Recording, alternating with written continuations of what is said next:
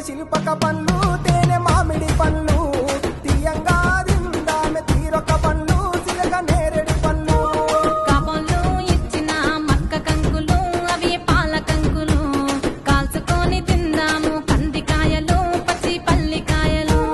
గుజారి గుజారి మామిళ్ళ కిందో నల్ల మామిళ్ళ కింద కుసుమరోళ్ళేసిన కుందన బొమ్మ అది కుందన బొమ్మ